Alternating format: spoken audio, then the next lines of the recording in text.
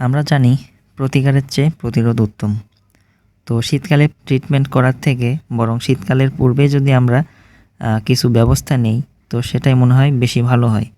তো এজন্যই পাখিকে শীতকালে সুস্থ রাখার জন্য শীতের পূর্বে আমি কী ব্যবস্থা নিয়েছি এই বিষয়টি নিয়ে আজকে আপনাদের সাথে ভিডিওতে আলোচনা করব। তো ভিউয়ার্স, প্রধানত 5টি কাজ যে কাজগুলো করলে আশা করা যায় শীতকালে আর পাখি ইনশাল্লাহ অসুস্থ হবে না। তো সেই কাজগুলো কি কি এবং আমি কিভাবে এই কাজগুলো করি তো সবগুলোই আমি আপনাদেরকে ভিডিওতে বুঝিয়ে দেব।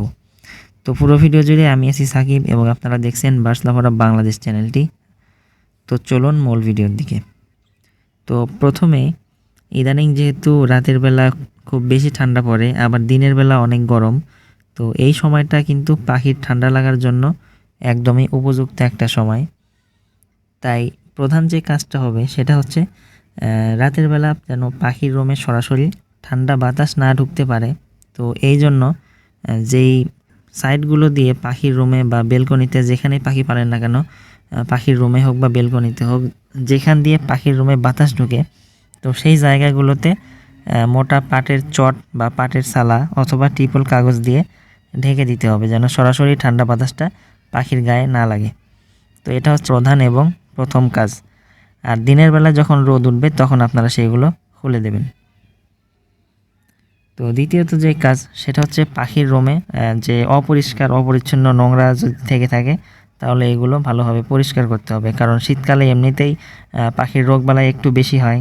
তো যদি পাখির সেটআপ অপরিচ্ছন্ন থাকে, মাকড়সার জাল বা পাখির রুম অপরিচ্ছন্ন, খাবার খোসাগুলো এবং পাখির পালকগুলো দিয়ে যদি পাখির রুমগুলো অপরিষ্কার থাকে সেক্ষেত্রে কিন্তু পাখির রোগবালাই হওয়ার সম্ভাবনা আরও অনেকটা বেশি হয়ে যায়। তো এজন্য অবশ্যই পাখির সেটআপ পরিষ্কার রাখতে হবে।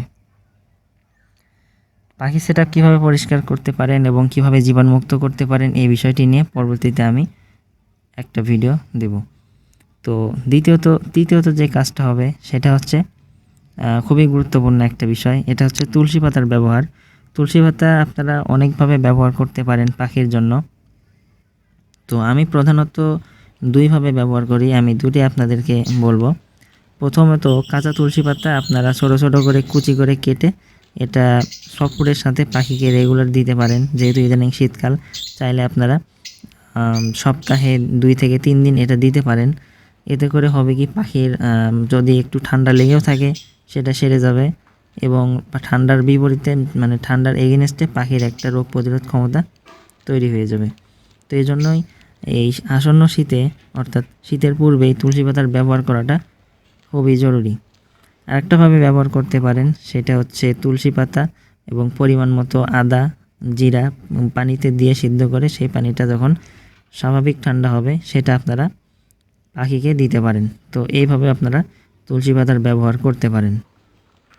তো এরপরে 4 নম্বরের যে কাজ সেটাও খুবই গুরুত্বপূর্ণ, সেটা হচ্ছে এসিভির ব্যবহার। এসিভি অর্থাৎ অ্যাপল সিডার ভিনেগার, পাখির জন্য যে অ্যাপল সিডার ভিনেগার ব্যবহার করা হয়, এই এসিভিটা বড় পাখির ক্ষেত্রে আপনারা 10 মিলি 1 লিটার পানিতে মিশিয়ে 4 থেকে 5 দিন ব্যবহার করতে পারেন, যেমন লাভবার্ড, ককাটেল, কনুর বা রিংনেক এই জাতীয় পাখির ক্ষেত্রে। আর ছোট পাখি যেমন বাজরিগা, ফিঞ্চ, জাভা এইগুলোর ক্ষেত্রে 5 ml 1 লিটার পানির সাথে 5 ml এসিবি 1 লিটার পানির সাথে মিশিয়ে 4 থেকে 5 দিন ব্যবহার করতে পারেন।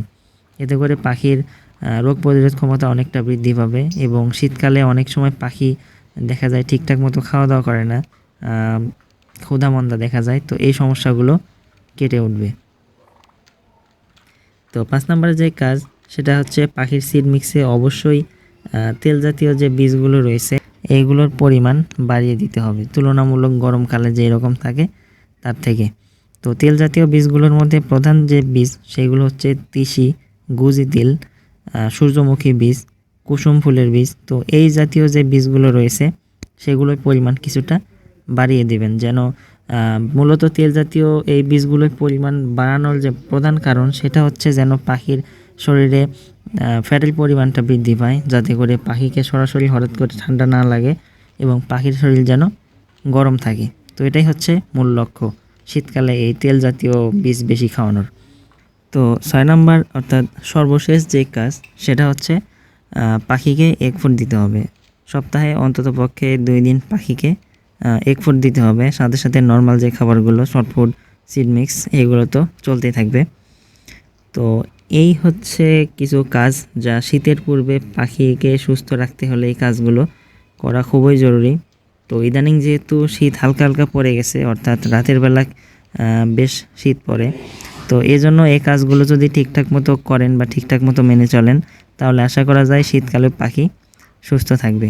তো এর পরবর্তীতে আমি আরও কিছু ভিডিও দেবো শীতকালের উপরে, শীতকালে পাখিকে সুস্থ রাখতে আরও কী কী কাজ করতে পারেন, বা যদি ঠান্ডা লেগে যায় তাহলে সেক্ষেত্রে কী রকম মেডিসিন ব্যবহার করতে পারেন, তো এই বিষয়গুলোর উপর।